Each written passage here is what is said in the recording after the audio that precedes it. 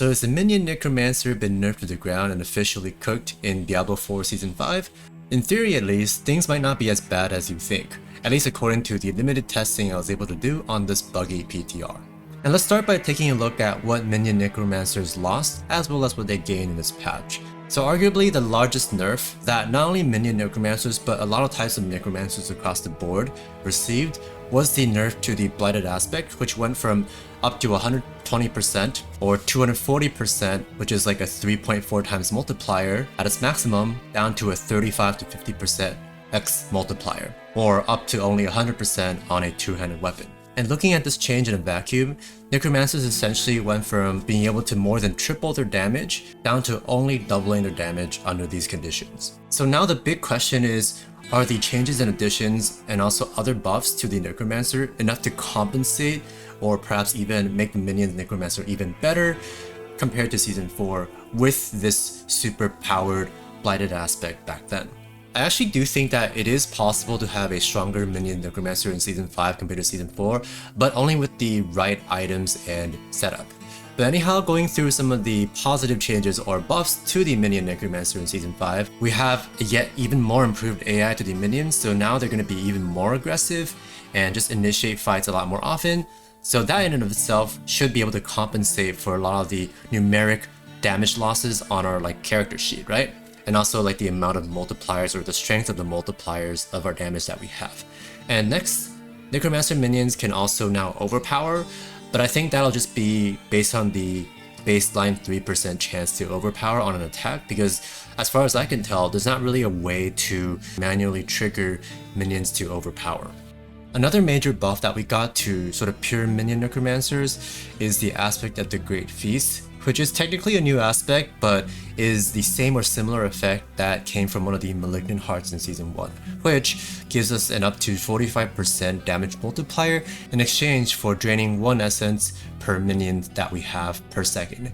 And so this wouldn't be ideal for a build that would be essence hungry, but would likely work well for a more pure minion type build. And with the huge nerf to the Blighted Aspect, we can even opt to just forego Shadow Blight and the Blighted Aspect, and also with that, ways to trigger Shadow Blight and offer other things in our build, right? Such as Army of the Dead, really prioritizing that with cooldown reduction on our ultimate, and also using the Unyielding Commander's Aspect on our two-hander, which will give us a whopping 200% or up to 200% multiplier to our minions' damage. Whereas previously, most high-end builds were running it on the Amulet, with Blighted being on the two-hander, meaning that this aspect would only reach up to 150% benefit on the Amulet compared to if we were to swap it out and back to our two-hander to give it 200%. Now before we move on to some of the other potential iterations to this build, let's first do a quick comparison of the Season 4 versus Season 5 Minion Necromancer with the aforementioned changes. So in terms of the aspects, we can swap out Blighted, which will again only be up to a 50% multiplier, and it's not going to be triggering all the time, right? You have to actually actively trigger it with Blight or Corpse Explosion in addition to your minion's shadow attacks, for example. And some players also use Bone Storm with the aspect of Ultimate Shadow to trigger it, but that would actually take up another aspect slot, right? So by swapping over to the aspect of the Great Feast, you keep a similar damage amplification post-patch. Obviously, it's a huge nerf from pre-patch, whereas Blighted was giving us up to 120% on a non-amulet or two-hander. And now with Great Feast, if you go with a 1-to-1 aspect conversion, we're going down from a 120% multiplier down to a 45% multiplier. If we switch that over to a two-hander, that's an even larger nerf, right?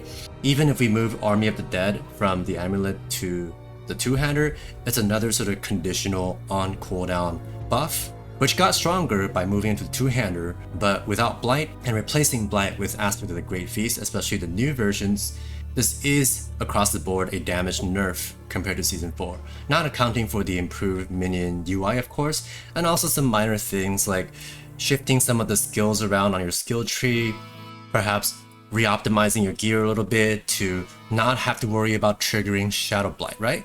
And also not having to prioritize attack speed as much on different pieces of your gear, because by taking Kalan's Edict on your skill tree, you can achieve the 100% attack speed sort of soft cap to benefit from the Paragon node Cult Leader, which by the way says that for each amount of attack speed on your minions that you have up to 100%, they also gain up to 100% multiplicative damage, right? So you definitely want to prioritize getting that 100% attack speed on your minions, which by giving up Shadow Blight would also be easier to achieve by going into Kalan's Edict and having a bit more flexibility on your gear.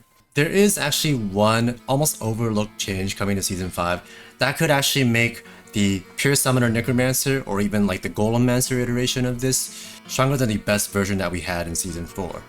And that's with the revamped Mythic Unique, no longer called an Uber Unique by the way, Grandfather, which previously it only increased your critical strike damage by 100%.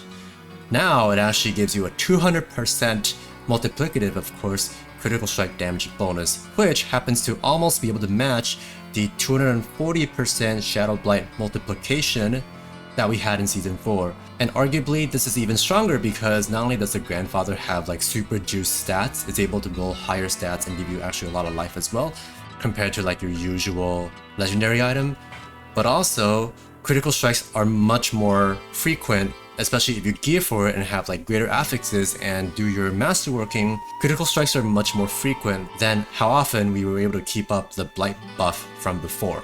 And so arguably, if we just look across the board at all the multipliers that we have before Season 5 and during Season 5, they're virtually the same, right? If you just swap out the two-handed scythe with blight for a Grandfather, keeping everything else basically the same, maybe considering changing Frenzied Dead, which increases minions' attack speed, to the aforementioned aspect of the Great Feast to give your Golem activatable even more damage because that doesn't scale with attack speed, whereas aspect of the Great Feast does allow it to scale even more burst damage on your Golem activatables than before with this new aspect. And so depending on how easy it is to get your sort of guaranteed Mythic Unique, in Season 4 with the Iron Wolf's reputation, it was quite easy to get a guaranteed Mythic Unique.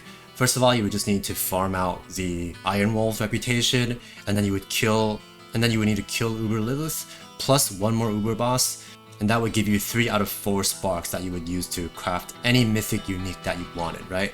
And for the 4th spark, instead of just farming for it from Uber bosses, you could also level another character to farm up reputation with the Iron Wolves to get your 4th guaranteed spark.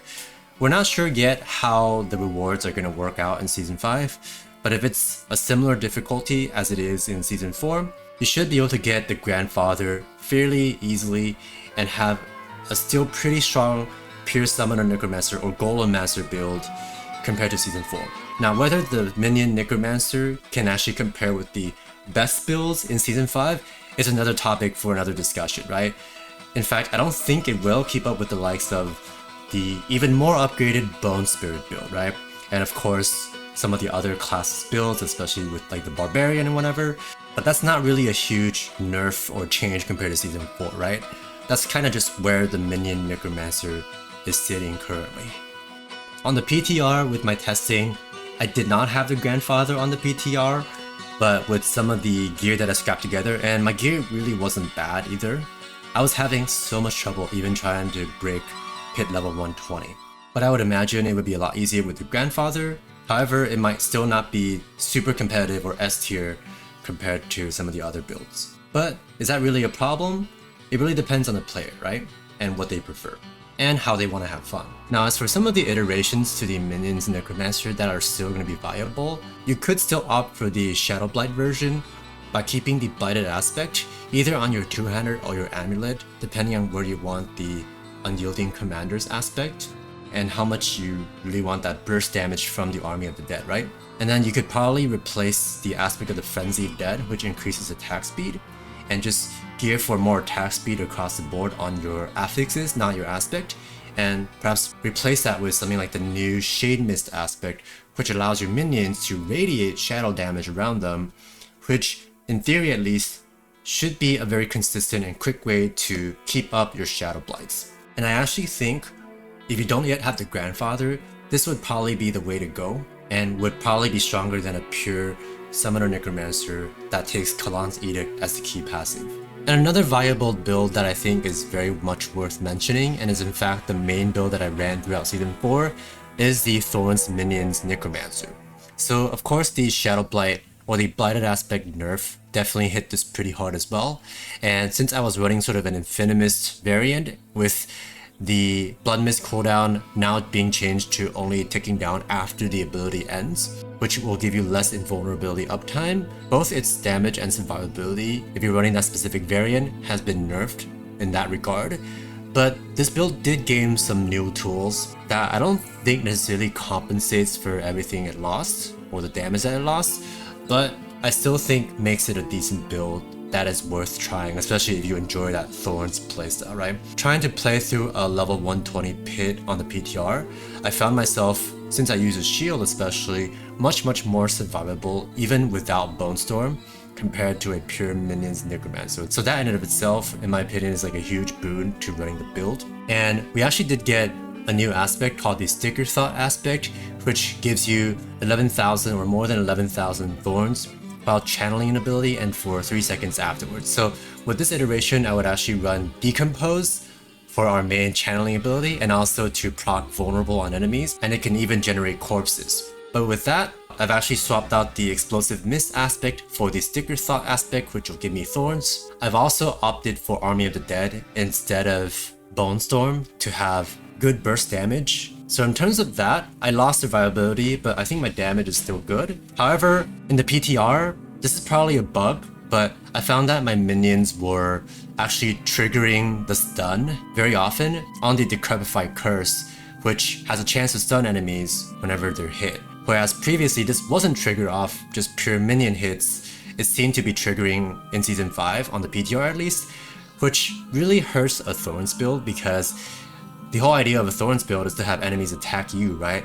And if you're constantly being stunned, they're not going to be attacking you and thus you're not going to be dealing damage. So that was like the main, I guess, nerf, probably a bug in Season 5 that I found with the Thorns minions. But without that, I still think the build is quite good. Another sort of benefit, I suppose, of this so-called bug was that my minions seem to also be triggering the lucky hit to lower their cooldowns through Abhorrent Decrepify, right?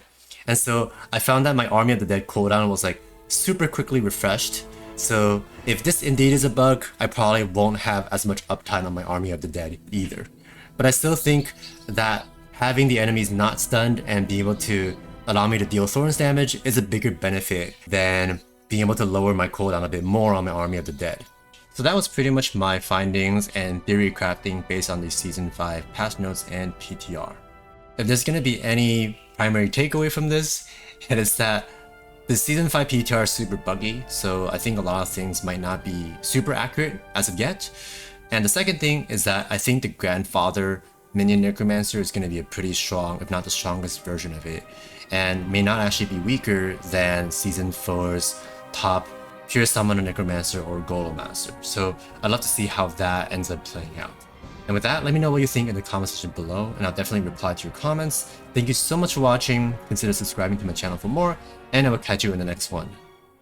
Peace.